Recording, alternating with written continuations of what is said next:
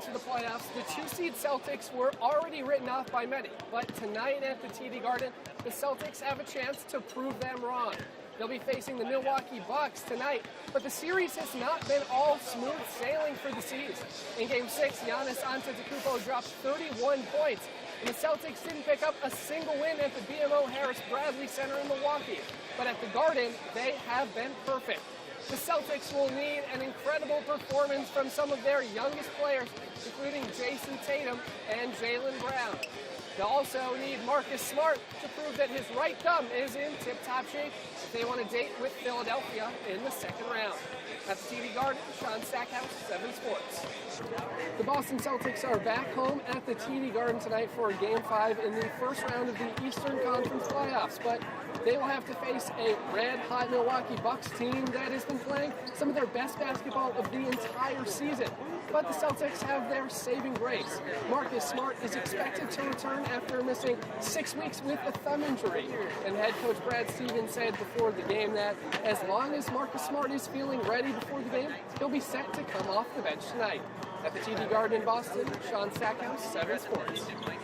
I'm Sean Stackhouse for WEBN Sports at the Fit Team Ballpark of the Palm Beaches in West Palm Beach, Florida. The Houston Astros are coming off their first World Series victory in franchise history, but outfielder Jake Marisnick still sees room for improvement and hopes to help develop young players on their roster. The Bruins will be heading back to Toronto after dropping Game 5 in the first round of the Stanley Cup playoffs 4-3. Tuukka Rask was pulled after allowing all 4 of those goals midway through the second period. Noel Acciari had the lone Bruins' third period goal, but it was too little too late. Their next game will be Game 6 in the Air Canada Centre in Toronto. At the TD Garden, Sean Stackhouse, 7 Sports. I'm Sean Stackhouse reporting for WEBN Sports at Champion Stadium in the ESPN Wide World of Sports complex. The Braves are in the middle of a rebuilding season, but manager Brian Snitker told me he is optimistic about the season as long as his team can stick to the basics. The MBTA is often criticized for its service, but not often is it criticized for its accessibility. Multiple T stations like the Boylston Street stop behind me are not handicap accessible, and you have to walk down a steep set of stairs to reach the train. Or you have to walk all the way down to the Park Street station on the other side of the Common. I spoke with the Boston Center for Independent Living on how they are trying to make the MBTA accessible for everyone. It's exciting to see. They're changing the game. It's faster, it's stronger, but hopefully there's space for us old guys in with them too. 20 is the new 30. The faces of baseball are barely old enough to rent a car, but they're changing the game. It's a great thing, it's a fun time of baseball. A lot of young guys coming through just trying to prove themselves and do their thing out there. It's a great new age of baseball. You find a lot of good young guys, good young players that are learning fast and are coming up in the rankings pretty quickly. So it's good to see that. And it's good to see a lot of young guys that are coming up and ready to make the big league stage. But these kids aren't just good. They're studs, so it's good to see them grow and become better players. Players like Aaron Judge, Manny Machado, and Mookie Betts have become household names in the American League East. One thing they have in common, 1992 birthdays. But as Betts says, they still need to stay humble. It's pretty special, definitely a blessing from the man upstairs. But I know that with that comes, you got to work. You have to work to get here, and then obviously work to stay a name. And to reach the level they're playing at takes a lifetime of hard work. These guys they're so well trained at a young age. They come up, they're almost ready for the highest level as soon as they're out of high school. So I think they're talented, for one, and they're able to get into an environment where there's some good coaching, and so we're speeding them up a little bit, and that's a good formula also. So they're talented. They see other kids play hockey and they see other kids train. Now that they have this cue, they can do it just as well as they can. Coach Joe Delano is working to make hockey accessible for athletes with learning disabilities. His tool, lights on the ice. I was always looking for the reason why as adults can we not communicate effectively to kids.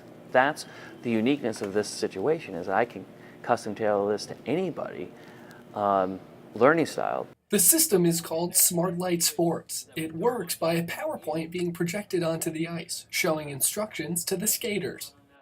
They help me focus. Because usually with my regular hockey practice, it's a lot harder just having the coaches explain it to you. But here with all the lights and the projections on the ice, it helps me focus. Liam O'Brien lives and breathes hockey, but sometimes his ADHD prevents him from excelling at the sport he loves most. He has a hard time following multi-step directions. So again, being told once to do something and then just following the cues on the floor, it makes all the difference in the world. But Coach Joe has left an impact on far more than just Liam.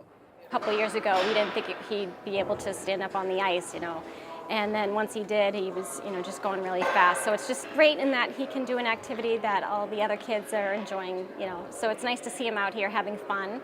And that's what we want for him, is to just, come out and have fun. They have a great time with it. So again, we're trying to make hockey for everyone and sports for everyone.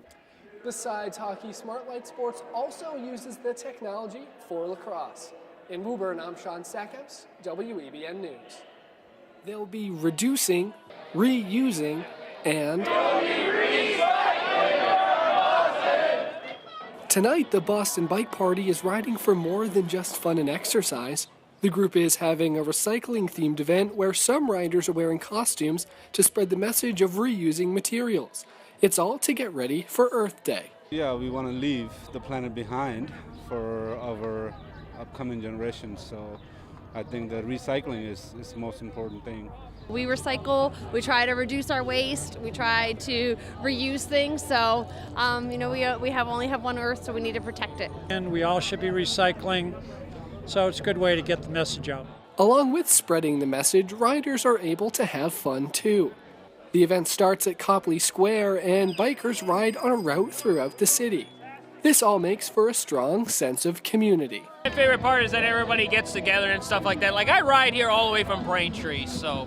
It's really a community, and, you really feel like, oh yeah, I'm a biker and I belong. Even Oscar the Grouch feels as if he belongs here. Not in a trash can, but in a recycling bin. Oh, it's great. Lots of people like to have a good time, run around. Good evening, ladies and gentlemen, and welcome to this edition of Emerson Channel Sports. Tonight, the Lions will be taking on the Clark Cougars, and it's a different look for the Lions in this one. A new starting lineup as the Lions are battling a couple injuries. Ogado, foul line jumper, as Gray gets the offensive board and he connects. He's able to get it with the foul. That will be a difficult matchup. A deep three from Fitz. He's got it. What a play. A smart move by Fitz. Only one man on the right side in isolation. The step back from Gray and he hits it. Fitz from three again, and it's perfect. And a big block from Jalen Ogado, the freshman. One of his first starts of the season. Shang for three! Heads up plays on offense. He has had two tip scores off of a rebound as O'Connor is wide open for the three and he hits it. He responds with the three of his own. Pull up from O'Connor, hits it.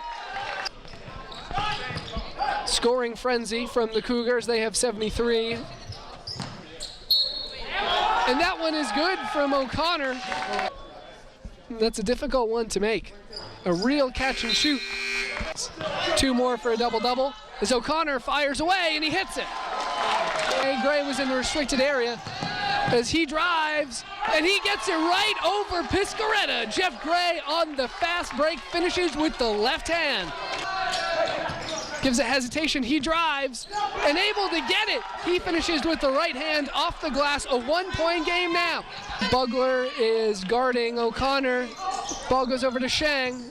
Shang step back, fires away, and he hits the three! What a play by Michael Shang! 4 to go, no timeouts. Bugler guarded. Kurzembeski can't hit it, and this one's going into overtime. And so Shang in slow motion gives the jab step, steps back, fires away. A lot of difficulty there. It's contested well, but he hits it right over the hands of Pisacreta to Gray. Into the paint. Shang backs down, step back, hits it over Bugler for three. Off the mark, and the Lions take it in overtime. What a thriller here at the Brown Plofker Gym off of the hands of Michael Shang. An incredible three-pointer to send it into overtime, and then a great 2 baskets to start off OT. Shang, player of the game. Go all the way into the end zone. Goes Adam. We know these sports are giving incredible lessons. They're giving exercise. They're giving all of these values that we want our kids to consume and to take in. Can we challenge one another to do that without head hits? Can we challenge one another to give all of those really special values that sports give, without having our kids get hit in the head hundreds of times? That's a question many in the youth sports world are asking themselves as concussion research continues to grow. Here in Arlington, protocols and precautions have been developed to protect players before and after a concussion. They have started using what's called guardian caps at their practices, and it's a little extra padding that goes over the helmet, and it just limits any type of impact that happens on a day-to-day practice. So just taking that extra measure. But the process begins before a player even takes the field. All Arlington High School student athletes are required to complete an online concussion course and take a baseline test before joining their team.